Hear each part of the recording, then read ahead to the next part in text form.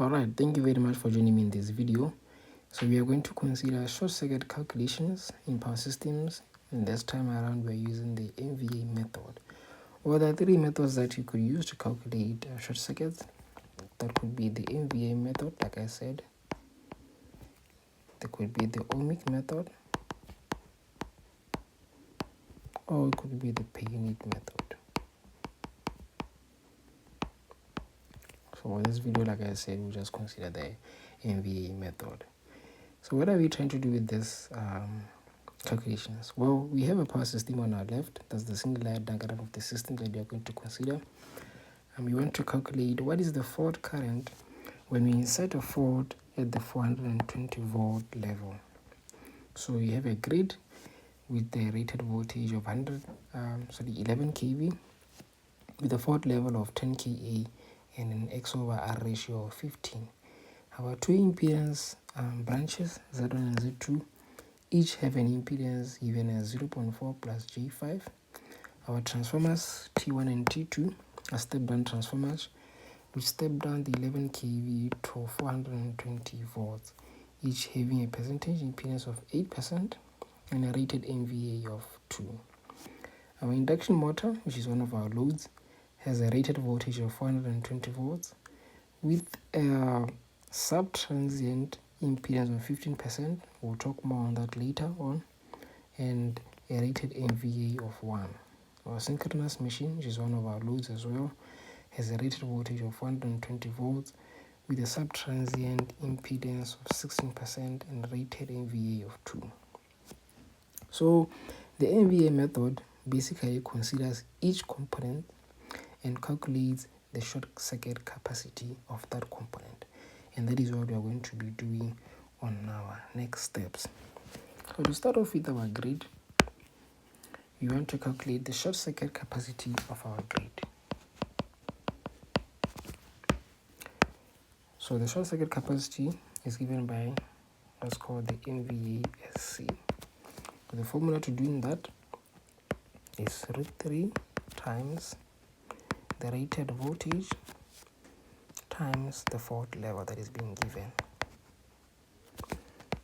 That means you're going to be having √3 times the rated voltage is 11 kV, our fault level is 10 kiloohms. That's going to be 11 times 10. And punch that in our calculator,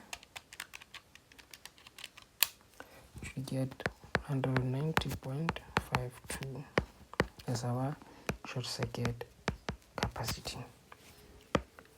Moving on to our second component, which is our impedance branches.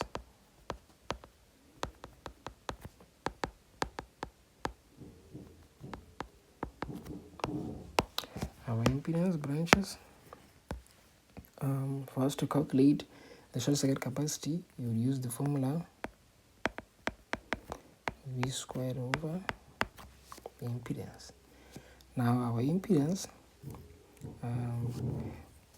is given as the square root of R squared plus X squared. So what is R? R is 0.4 and X, our reactance is 0.5.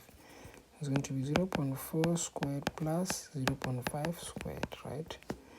So that is 0.4 squared is 0.16 plus 0.5 squared is 0.25. So if you punch the calculator and do that, it should give you an impedance of 0.6402 ohms. Now that we have our impedance, we can substitute it back into our equation so that we can calculate our short circuit capacity of the impedance branches. So that would mean, to save space, I'll just write here, our short circuit capacity will be given as what is our rated voltage of our impedance branches.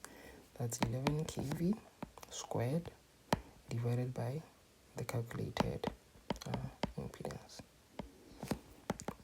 So that will be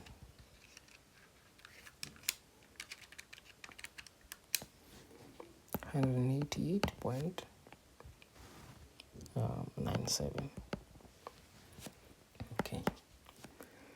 Now moving on to the other component,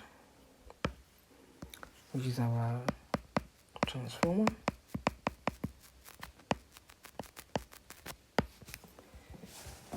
For us to calculate the short circuit capacity of our transformer, the way that you're going to do this is the short circuit capacity is given by dividing the rated MVA of our transformer, dividing it by the given per unit impedance. So it's going to be the MVA divided by the per unit impedance. What is the rated MVA of our transformer? That's 2. Our impedance is given as 8%. So that will be 2 divided by 0.08. And that will be 25. So the two of the transformers have a rated short circuit capacity, or a short circuit capacity of 25 MVA SC. And then the next component is our induction motor.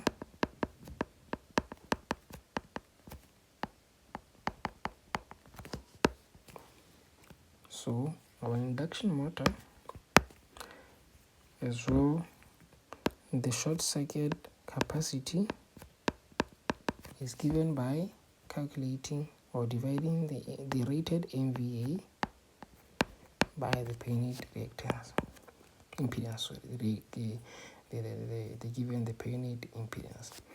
The rated MVA of our motor is 1, and for our impedance we are just given the subtransient reactance, which is enough to calculate the short circuit capacity. And just a bit of recap, you might remember that when you have a fault, it goes through a series of stages. The first one, especially in AC machines, is the subtransient level, which is defined by this region. And then we would have the transient level and the steady state, where now our values are slowly or are just revolving just around the nominal value. So at the subtransient stage, that's where the subtransient impedance is taken into account. And then the transient stage would have the transient reactance, and the steady state would have the steady state reactance. So in this case, our subtransient reactance is enough to calculate the short circuit capacity of our motor. So that being said, we'll divide the MVA, the rated MVA, with 0.15. So that will be 1 divided by, that will be 6.66. Okay, so now the last load would be our synchronous machine.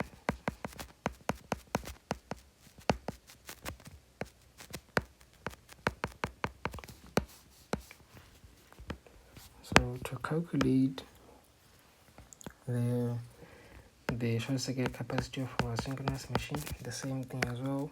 You divide the rated MVA with the per unit impedance. In this case, like I said, we are given the subtransient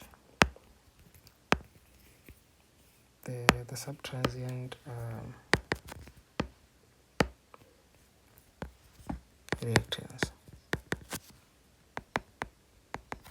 Okay, so what is the rated MVA of our synchronous machine?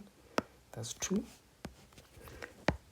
divided by the subtransient reactance, which is 16%. That's going to be 0.16. So that is 12.5. All right. So now we have calculated the individual short circuit capacities of our components. So now we want to calculate the equivalent short circuit capacity of the network, because as you may see, we have these components. That is, the first impedance branch is in series with the first transformer. The second impedance branch is in series with the second transformer. So now how do you go about this? So this is now calculating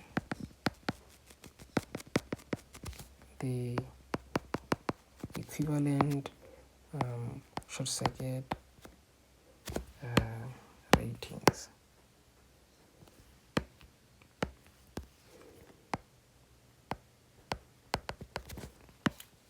So now there are cases whereby our components are series connected, and in some instances they are parallel connected. So how do you go about that?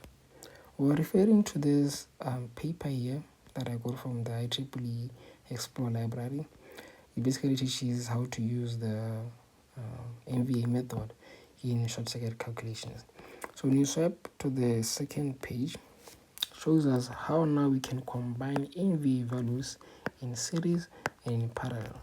So for series, this is the formula, and if you look carefully, this is essentially just having 1 divided by basically taking the reciprocal of all this, and then you end up having this formula over here.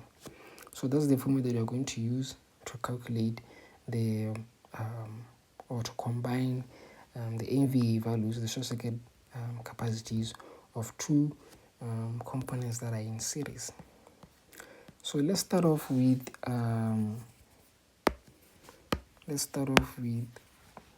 the impedance branch Z1 and transformer 1. How are we going to calculate that? So since they are in series, it means now we are going to say the MVAC, or the short circuit capacity of that combination will be 1 over 1 divided by the short circuit capacity of the impedance branch plus 1 divided by the short circuit capacity of our first transformer. That is going to be 1 over 1 divided by, what is the short circuit capacity of the impedance branch? That is 188.97. So that's 188.97 plus 1 divided by the short circuit capacity of our transformer. That's 25. So when you punch the calculator, what would that give you? Store that value. That is going to be 22.079.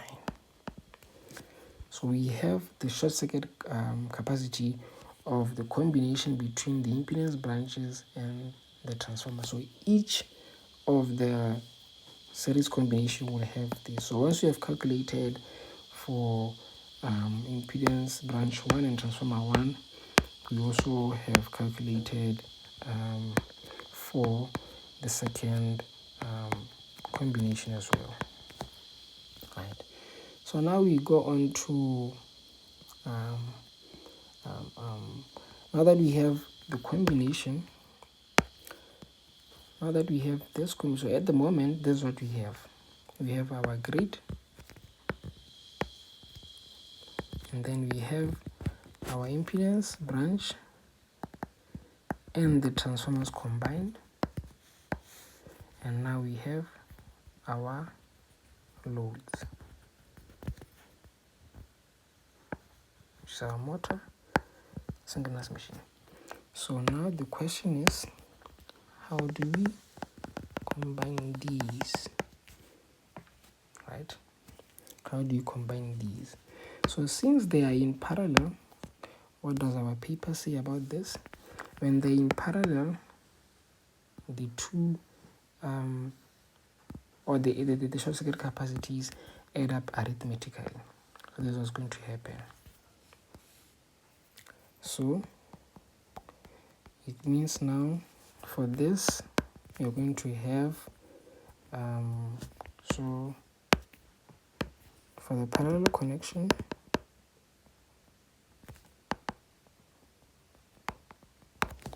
we are going to have MVAC is equal to the MVAC in this branch and this branch, which is basically going to be 22.079 plus 22.079, and that is going to be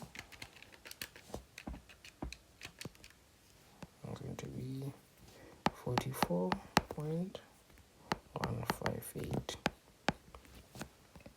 So this is the combination, and now you are going to have the network has now been reduced to this.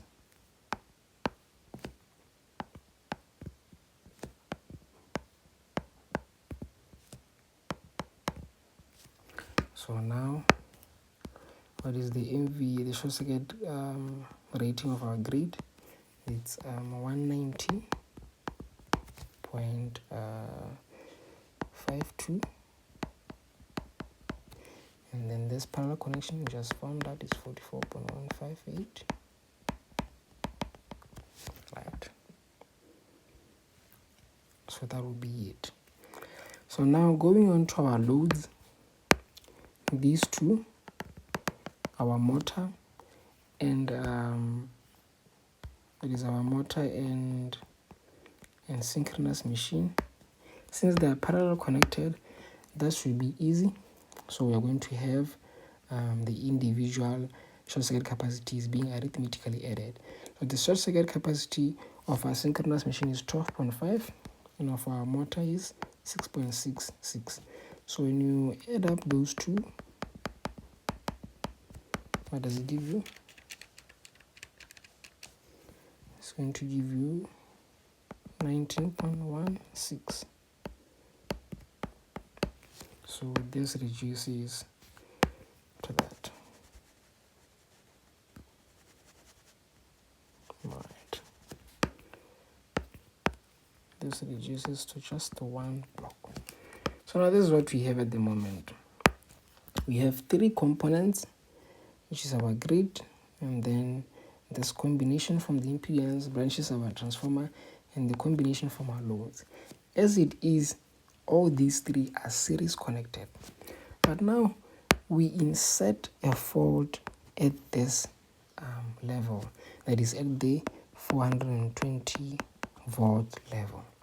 We insert a fault, let's call it fault 1. And we're interested in calculating the short circuit current at this moment. Now, when you introduce a fault, you have two paths. You have one path that goes to the load and another low impedance path. So most of the current will flow to the low impedance branch, and the remaining little current will flow to the load. So since that is the case, it means now our load is now parallel connected to the rest of the system. So if you want to calculate now the total short circuit capacity of our network, it means if you were to label this as, let's say the short circuit capacity of our grid is MVA C1, then you have MVA C2, MVA C3. It means if you wanted to calculate the total short circuit capacity of the whole network, it would have been, it's going to be 1 divided by the short circuit capacity of our grid plus the 1 over the short circuit capacity of the combination between the impedance branches and the transformers, and this is in parallel to the short circuit capacity of our loads. This is how you are going to calculate the total short circuit capacity of our network. It's going to be 1 divided by 1 over, and the short circuit capacity of our grid is 190,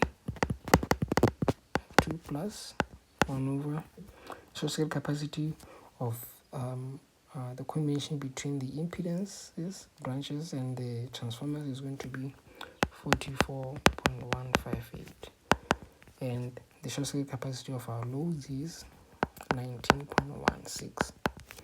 So when you pass the calculator, what are you going to have?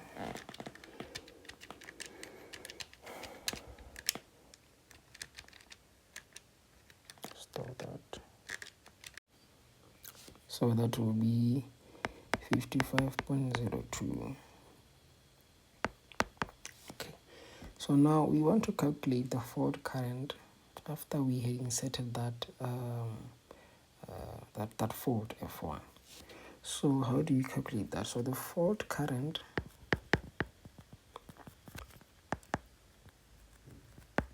is given by this formula. That is the total short circuit capacity of our network divided by root 3 times the rated kV, or the voltage where the fault is being inserted. So what is our total MVA, total short circuit capacity? We just calculated it. It's 55.02 MVA. Divide that by root 3 times 11, for 0.42 kV. So how much is that?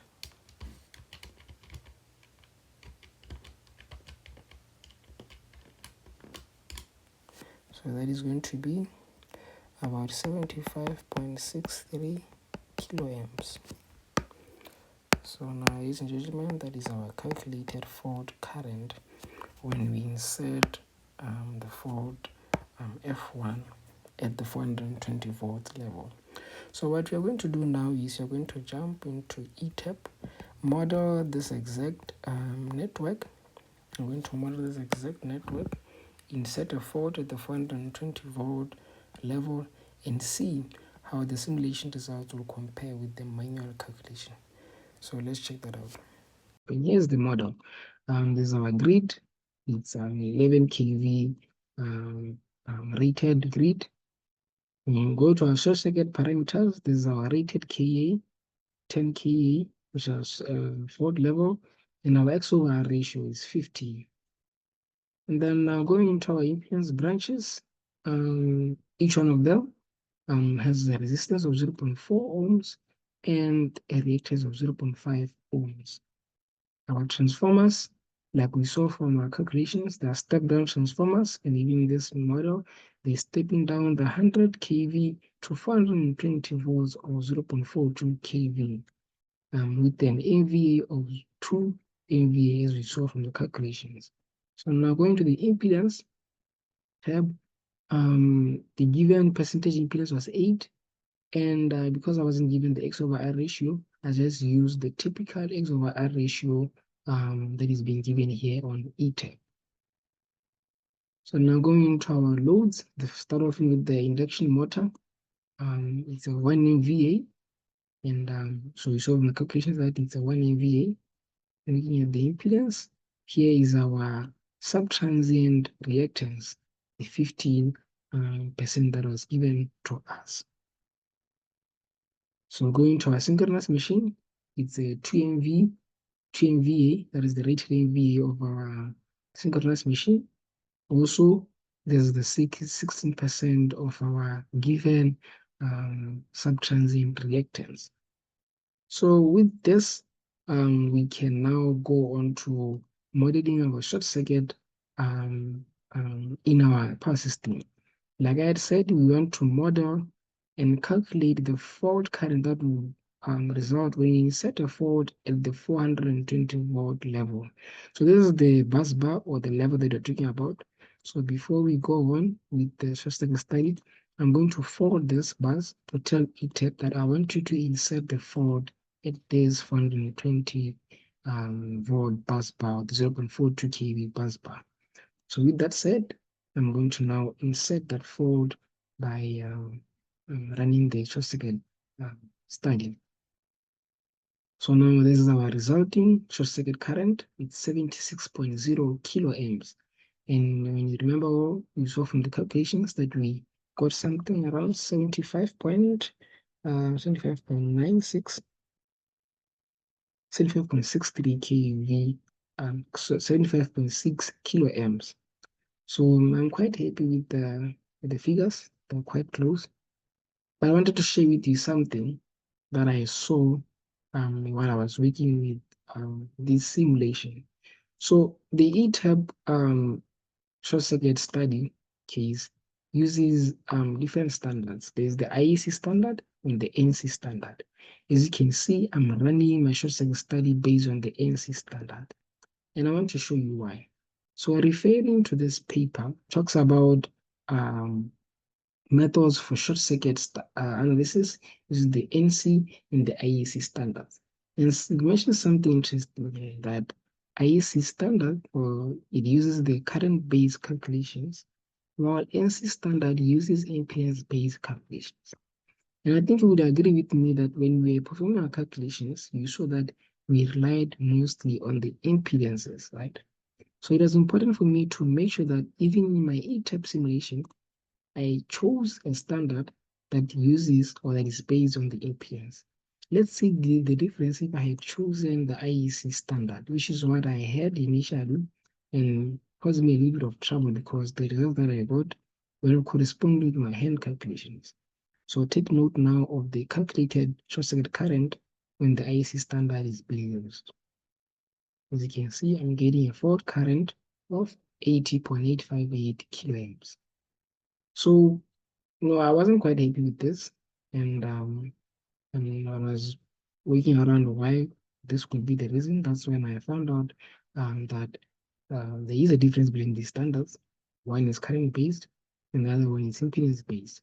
So it made sense now why, when I was using my ANSI standard, I got results that were corresponding to my hand calculations. That is it with short circuit analysis. With values like this, it will allow power engineers to size circuit breakers and other protective equipment. Thank you very much. See you in the next video.